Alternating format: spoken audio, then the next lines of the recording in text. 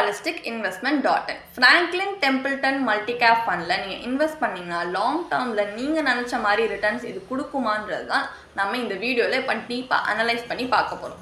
So வாங்க இப்போ நம்ம இந்த வீடியோக்குள்ளே போகலாம். ஸோ ஃப்ராங்க்லின் டெம்பிள்டன் மல்டிகேப் ஃபண்டுன்றது ஒரு NFO. இது வந்து 8th July 2024 ஓப்பன் ஆகி 22nd July 2024 வரைக்கும் ஓப்பனில் இருக்கும். இப்போ ஃப்ராங்க்லின் டெம்பிள்டன் மல்டிகேப் ஃபண்டை அனலைஸ் பண்ணுறதுக்கு முன்னாடி ஃபர்ஸ்ட் மல்டிகேப் ஃபண்ட் என்ன அப்படின்னா என்னன்றது நம்ம தெரிஞ்சுப்போம். மல்டிகேப் ஃபண்டுன்றது ஒரு டைவர்சிஃபைடு மியூச்சுவல் ஃபண்ட். இது வந்து நிறைய டிஃப்ரெண்ட் மார்க்கெட் கேபிட்டலைசேஷனில் இன்வெஸ்ட் பண்ணக்கூடிய ஒரு மியூச்சுவல் ஃபண்டு தான் மல்டிகேப் ஃபண்ட் அப்படின்னு சொல்லுவாங்க. ஸோ ஒரு மல்டிகேப் ஃபண்டுன்னு வரும்போது கண்டிப்பாக small cap, mid cap and large cap ஸ்டாக்கில் இன்வெஸ்ட் பண்ணி இருக்கணும். அண்ட் இப்போ ஸ்மால் கேப்க்கு 25%, மிட் கேப்க்கு 25% அண்ட் லார்ஜ் கேப்க்கு 25% அலோகேஷன் கொடுத்தே ஆகணும். அந்த ரிமைனிங் 25% தான் ஃபண்ட் மேனேஜரோட கமாண்டில் இருக்கும். ஸோ இதோட ஃப்ராங்க்லின் டெம்பிள்டன் மல்டிகேப் ஃபண்டோட சில கீ ஃபீச்சர்ஸ் என்னன்னு பார்த்தீங்கன்னா, இது ஓப்பன் எண்டட் ஃபண்ட் டைப். இது ஃபாலோ பண்ணுற பெஞ்ச்மார்க் இண்டெக்ஸ் வந்து நிஃப்டி 500 மல்டிகேப் 50:25 ரேஷியோ 25 TRI. ஸோ இதில் மினிமம் அமௌண்ட் ஃபார் அப்ளிகேஷன் பார்த்தீங்கன்னா 5,000 rupees. இதில் எந்த விதமான என்ட்ரி லோடும் கிடையாது. பட் எக்ஸிட் லோட் வந்து 1% இருக்குது. சப்போஸ் 1 இயர்க்குள்ளே இந்த ஃபண்ட்லேருந்து நீங்கள் எக்ஸிட் ஆகிட்டீங்கன்னா. இந்த ஃபண்டோட ஃபண்ட் மேனேஜர்ஸ் யார் அப்படின்னு பார்த்தீங்கன்னா, mister Akhil Kalluri, mister Kiran Sebastian, mister R Janaki Raman. So இவங்க தான் அவங்களோட ஃபண்ட் மேனேஜர்ஸ். இதோட கீ ஃபீச்சர்ஸ் இதான். இப்போ ஃப்ராங்க்லின் டெம்பிள்டன் மல்டிகேப் ஃபண்டோட இன்வெஸ்ட்மெண்ட் ஆப்ஜெக்டிவ் என்ன அப்படின்னு பார்ப்போம். ஸோ இவங்களோட இன்வெஸ்ட்மெண்ட் ஆப்ஜெக்டிவே இன்வெஸ்டர்ஸ்க்கு லாங் டேர்ம் க்ரோத் கேபிட்டலில் ப்ரொவைட் பண்ணுற மாதிரி ஆப்பர்ச்சுனிட்டிஸ் கிரியேட் பண்ணணும் தான். அது எப்படின்னா, டைவர்சிஃபைட் ஒரு portfolio, equity and equity related instruments இருக்கிற ஒரு டைவர்சிஃபைட் போர்ட்ஃபோலியோவில் அது டிஃப்ரெண்ட் மார்க்கெட் கேபிட்டலைசேஷனில் இன்வெஸ்ட் பண்ணி அதில் வர ரிட்டர்ன்ஸ் வச்சு லாங் டேர்ம் க்ரோத் கேபிட்டலில் இன்வெஸ்டர்ஸ்க்கு கொடுக்கணுன்றது தான் இவங்களோட இன்வெஸ்ட்மெண்ட் ஆப்ஜெக்டிவ்.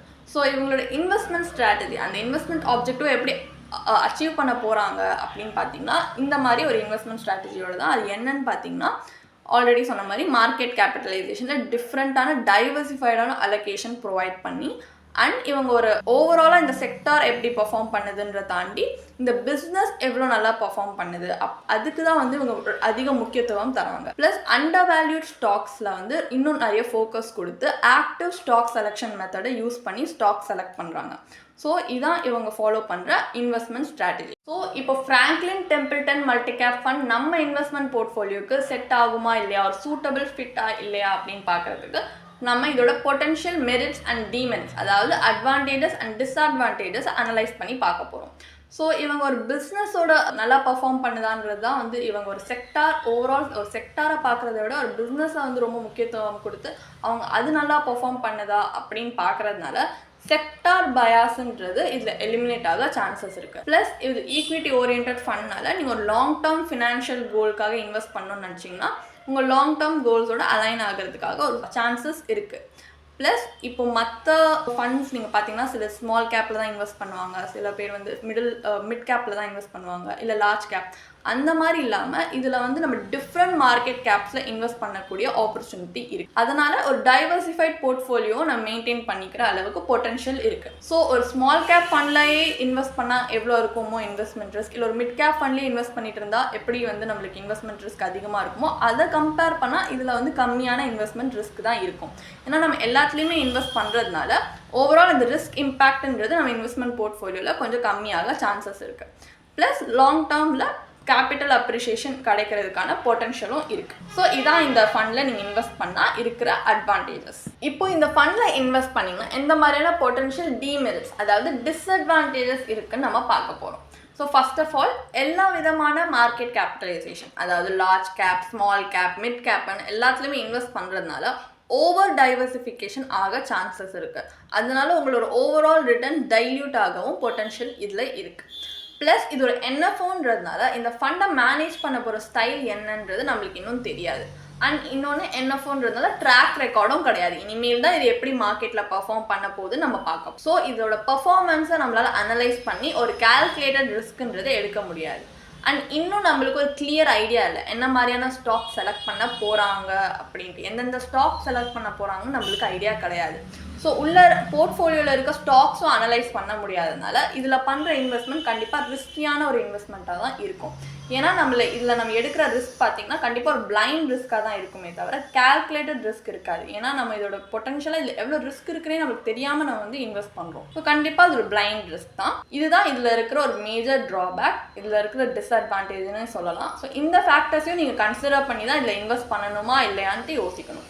ஸோ ஃபைனலாக ஃப்ராங்க்லின் டெம்பிள்டன் மல்டிகேப் ஃபண்டில் இன்வெஸ்ட் பண்ணுறது வர்த்தா இல்லையா, இந்த அனலைசிஸ்லேருந்து நம்ம தெரிஞ்சுக்கிட்ட ஃபைனல் டேக் அவே என்ன அப்படின்னு பார்த்தீங்கன்னா, இந்த ஃபண்ட் ஒரு என்எஃப்ஓன்றதுனால நம்மளுக்கு ஒரு ப்ராப்பர் ட்ராக் ரெக்கார்டோ இல்லை ஒரு போர்ட்ஃபோலியோ ரிசர்ச் பண்ணுற அளவுக்கு இன்ஃபர்மேஷன் இல்லை. ஸோ நம்ம இதில் இன்வெஸ்ட் பண்ணுறது கண்டிப்பாக ஒரு ரிஸ்கியான இன்வெஸ்ட்மெண்ட் தான் இருக்கும். நம்ம ஏன்னா இதில் எடுக்க போகிறது ஒரு பிளைண்ட் ரிஸ்க். அதுக்கு பதிலாக நீங்கள் ஒரு மல்டிகேப் ஃபண்டில் இன்வெஸ்ட் பண்ணணும்னா ஆல்ரெடி எக்ஸிஸ்டிங் மல்டிகேப் ஃபண்ட் மார்க்கெட்டில் இருக்குது. ஒரு minimum 7 to 10 years track record இருக்கக்கூடிய ஃபண்ட்ஸ் ஆல்ரெடி மார்க்கெட்டில் இருக்குது. ஏன் 7 to 10 இயர்ஸ்னால் அந்த டைமில் மார்க்கெட் ஹைலி அன்பிரடிக்டபிள் ஜென்ரலாகவே. ஸோ 7 to 10 இயர்ஸில் கண்டிப்பாக மார்க்கெட் சைக்கிள் கம்ப்ளீட் ஆகியிருக்கும். அந்த ஃபண்ட் லோவில் எப்படி பெர்ஃபார்ம் பண்ணிச்சு, ஹையில் எப்படி பெர்ஃபார்ம் பண்ணிச்சு நம்மளுக்கு ஒரு ஐடியா இருக்கும். ஸோ அதை வச்சு நம்ம ஒரு கால்குலேட்டட் ரிஸ்க் எடுத்து இன்வெஸ்ட் பண்ணலாம். ஸோ நீங்கள் அப்படி கூட இன்வெஸ்ட் பண்ணி பார்க்கலாம். அண்ட் அப்போது உங்களுக்கு ஒரு ஃப்ராங்க்லின் டெம்பிள்டன் மல்டிகேப் ஃபண்டில் இன்வெஸ்ட் பண்ணி பார்க்கணும், எப்படி பெர்ஃபார்ம் பண்ணுது பார்க்கணுன்ட்டு ஆசையாக இருந்துச்சுன்னா உங்களோட மெயின் இன்வெஸ்ட்மெண்ட் போர்ட்ஃபோலியோலேருந்து இன்வெஸ்ட் பண்ணுறதை தவிர்த்து உங்களோட சேட்டலைட் போர்ட்ஃபோலியோ, அதாவது ஸ்பேர் மணி வச்சுருப்பீங்களே எக்ஸஸாக, அந்த மணி வச்சு ஒரு மினிமம் இன்வெஸ்ட்மெண்ட் வச்சு ஒரு ட்ரையல் பேசிஸில் இது எப்படி பர்ஃபார்ம் பண்ணுதுன்னு நீங்கள் இன்வெஸ்ட் பண்ணி பார்க்கலாம். ஸோ உங்கள் ஹார்டியன் மணி வச்சு நீங்கள் கால்குலேட்டட் ரிஸ்க் எடுத்து இன்வெஸ்ட் பண்ணுறது உங்களுக்கு லாங் ரனில் இன்னும் ஹெல்ப்ஃபுல்லாக இருக்கும். உங்களுக்கு இந்த பாலிசியை பற்றி இன்னும் படிக்க விரும்புகிறீங்கன்னா இதுக்கான ஒரு பிளாக் போஸ்ட் எங்கள் வெப்சைட்டில் நாங்கள் போஸ்ட் பண்ணியிருக்கோம். அதுக்கான லிங்க் டிஸ்கிரிப்ஷனில் கொடுத்துருக்கோம், கண்டிப்பாக போய் செக் பண்ணுங்கள். அண்ட் உங்களுக்கு இதே மாதிரி ப்ரொஃபஷனல் கைடன்ஸ் தேவைப்படுது, இல்லை ஒரு ஃபினான்ஷியல் இல்லை இன்வெஸ்ட்மெண்ட் டிசிஷன் எடுக்கிறதுக்கு ஒரு ப்ரொஃபஷனல் ஃபினான்ஷியல் பிளானர் ஹெல்ப் பண்ணாங்கன்னா நல்லாயிருக்கும்னு யோசிச்சிங்கன்னா எங்களோட ப்ரொஃபஷனல் ஃபினான்ஷியல் பிளானரோட ஒரு 1-on-1 காம்ப்ளிமெண்ட்ரி கன்சல்டேஷனை நீங்கள் புக் பண்ணியிருக்கலாம். அதுக்கான லிங்க் நாங்கள் டிஸ்கிரிப்ஷனில் கொடுத்துருக்கோம். ப்ளஸ் நாங்கள் ரெகுலராக ஃப்ரீயாகவே லைவ் வெபினார்ஸ் கண்டக்ட் பண்ணுறோம். இந்த வெபினார்ஸில் நீங்கள் வந்து இன்வெஸ்ட்மெண்ட் இல்லை ஃபினான்ஷியல் இன்சைட்ஸை இந்த ஃபினான்ஸ் இண்டஸ்ட்ரியோட லீடிங் எக்ஸ்பர்ட்ஸ் மூலியமாகவே டேரெக்டாக கற்றுக்கலாம். ஸோ அதுக்கான ரிஜிஸ்ட்ரேஷன் லிங்க்கும் நாங்கள் டிஸ்கிரிப்ஷனில் கொடுத்துருக்கோம். உங்களுக்கு இந்த வீடியோ பிடிச்சிருந்துச்சுன்னா கண்டிப்பாக லைக் பண்ணுங்கள், சப்ஸ்கிரைப் பண்ணுங்கள். ஸோ நாங்கள் இன்னும் நிறைய ஃபினான்ஷியலி பெனிஃபிஷியல் கண்டென்ட்டோட உங்களை திரும்பி நெக்ஸ்ட் வீடியோவில் சந்திக்கிறோம். ஸோ இந்த வீடியோ பார்த்ததற்கு மிக்க நன்றி.